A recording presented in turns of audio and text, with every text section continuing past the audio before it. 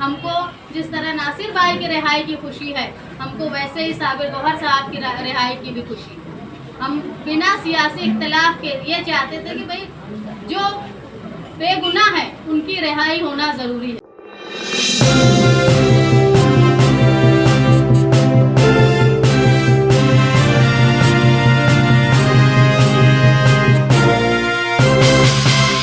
एक बड़ी कामयाबी का दिन है। हम बोलते थे कि सच परेशान होता है लेकिन कभी हारता नहीं। आज का दिन सच के जीतने का दिन है। दुख की बात यह है कि वक्त बहुत लगा लेकिन सच जो है वो जीता।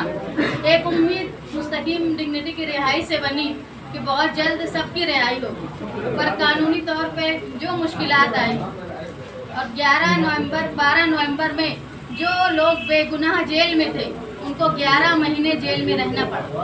उन्होंने कोई जुर्म नहीं किया था, इसके बावजूद सिर्फ हुजूर की शान में गुस्ताखी के खिलाफ वो एहतजाज कर रहे थे। जो लोगों का आवामी हक है, दस्तूर ने हमको ये इजाज़त दी है कि हम हमारे गुस्से को पुरअमन तरीके से हुकूमत के सामने बता सकते हैं। और वही काम जो है मालेगांव शहर की आवाम हुजूर के शान में जो गुस्ताखी हुई थी उसके खिलाफ एहतजाज कर कर बता रही है।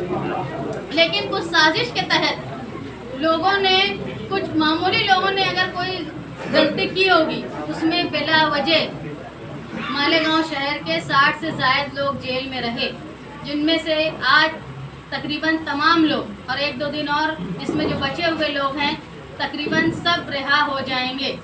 हम लोग मालेगांव शहर की आवाम को काबिल मुबारकबाद समझते हैं कि जिन्होंने एक मामूली घर के लोग, जिनको लोग पहचानते नहीं थे लेकिन वो जेल में थे, उनकी खैरियत के लिए फ़ोन करके हम लोगों से पूछा करते थे कि फला अच्छे हैं ना, क्या हो रहा है, कब छूटेंगे ना। ये फ़ख्र की बात है कि जो आवामी तौर पे इतने मशहूर नहीं थे उनके बारे में भी शहर की आवाम फिक्र करती थी। जबकि आप देखेंगे कि बड़े बड़े लीडर महीना भर हुआ जेल में गए और महाराष्ट्र उनको भूल गए, लेकिन ये मालेगांव वालों का बड़ा दिल है जो साथी निहाल अहमद साहब ने मालेगांव शहर के लोगों को और हम लोगों को जो तालीम दी थी कि भले ही वक्त लगे लेकिन कोशिश करते रहना चाहिए। जब हम अगर सियासत में है तो ये भूल जाओ कि तुम्हारा जो जिसके लिए तुम लड़ रहे हो वो तुम्हारा है कि नहीं है।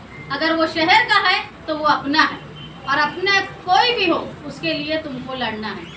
उसी मिज़ाज को लेकर हम लोग जनता दल की तरफ से और वकीलों की टीम मालेगांव शहर की, साथ ही मुस्तकीम डिग्निटी और जो लोग महरूसीन थे उनके घर के लोग लगे रहे और अल्हम्दुलिल्लाह आज कामयाबी मिली। बड़ी तादाद में लोग आज रिहा हुए। इसलिए तमाम लोगों को मैं इनकी आज़ादी की मुबारकबाद देती हूँ।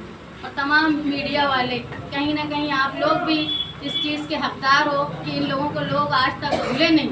इसमें आप लोगों का भी हाथ है कि हर छोटी छोटी तारीख और छोटे छोटे वाक़यात जो 12 नवंबर में जेल में लोग जमा थे उनके ताल्लुक से आप लिखते रहे।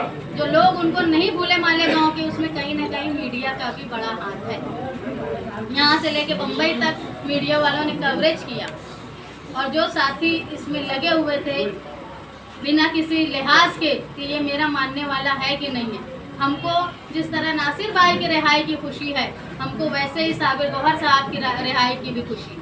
हम बिना सियासी इख्तिलाफ के ये चाहते थे कि भाई जो बेगुनाह है उनकी रिहाई होना ज़रूरी है। और आज अल्हम्दुलिल्लाह बड़ी कामयाबी मिली। हाई कोर्ट से ऑर्डर आने में वक्त लगा लेकिन इसके बावजूद ये जो लोग जेल में थे उन्होंने बड़ी हिम्मत से काम लिया। मैं 3 मरतबा लोगों से मिली जेल में जाके, उन्होंने भी बताया कि हम लोग मुतमईन है, कोई हम गुनाह करके नहीं आए। इसलिए इनका भी जो जेल काटने का हुनर था वो भी काबिल मुबारकबाद।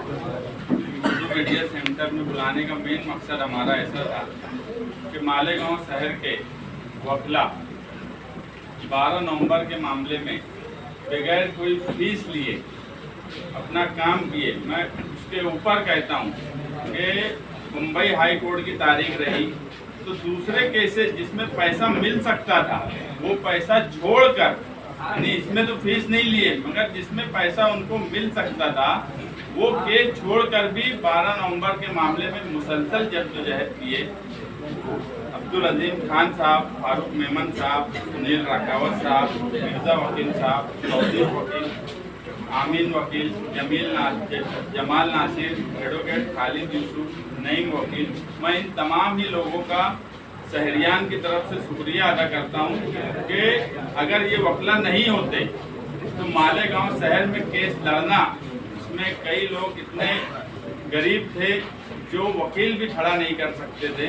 ऐसे लोगों का केस लड़ना ये हमारे लिए बहुत बड़ा सरदर्द हो गया होता। मगर इसमें अगर शहर में इस 12 नवंबर के मामले में पहला कोई हकदार है तो ये हमारे वकला है।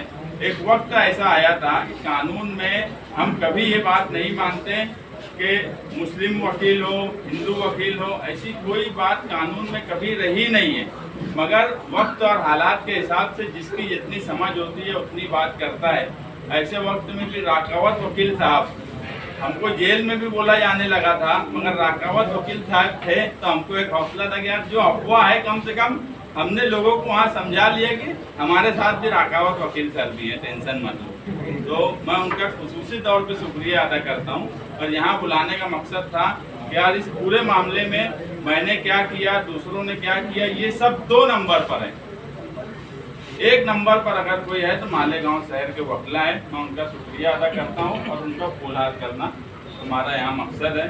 सबसे पहले मैं एडवोकेट अजीम खान साहब को खुद फूलहार पहनाऊंगा।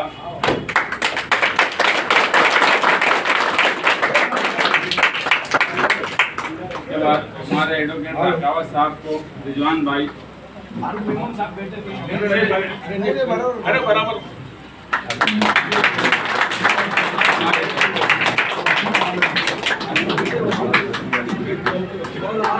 और वो उनके वकील स्पेशल है हमारे दोस्त, हमारे फारूक मेमन साहब को नासिर कराने वाले।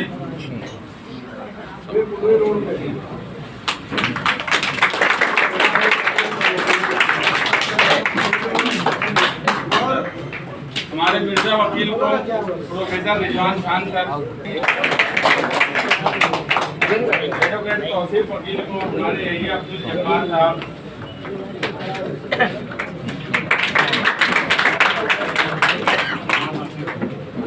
एडवोकेट जमाल नासिर साहब,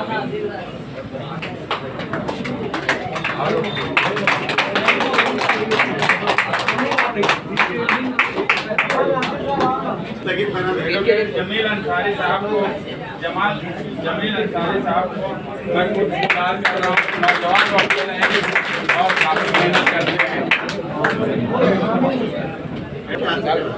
शकील भाई हमारे जो आज जेल में छोड़ के आए, ये उस दिन, ये मोहम्मद शकील उस दिन मालेगांव शहर में नहीं था और इसके ऊपर 74, 75, 76 तीनों केसेस डाल दिए गए।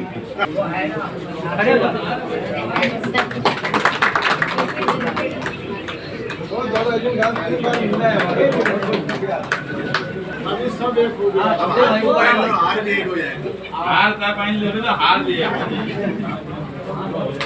इधर देखो ना, पहना दिए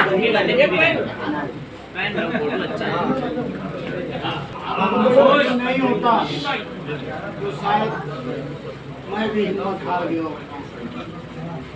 मैं मुबारकबाद दूंगा मुस्तकीम को और कहूँगा मेरे भाई, जब तक अल्लाह जान देगा, सियासत करने वालों का काम तो सियासत करना है। उनकी तो क्या बोलो, इनकी रोटी क्या, रोटी क्या, पता नहीं कल के कहाँ कचरे के पड़े हुए लोग, आज पूरा शहर उनका है। भाई ये बड़े लोग हैं।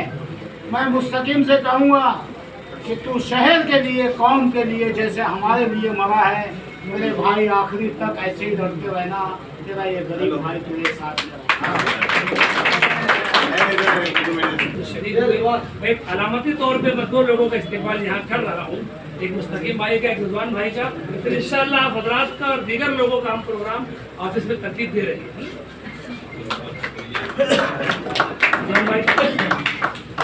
आपको पता है, एक वकला की तरफ से अच्छी बात है, बिल्कुल बिल्कुल। तो भाई एक एडवोकेट हसीन साहब का भी हम कर देते हैं, फिर आगे हम जो करने वाले हैं वो करेंगे इंशाअल्लाह।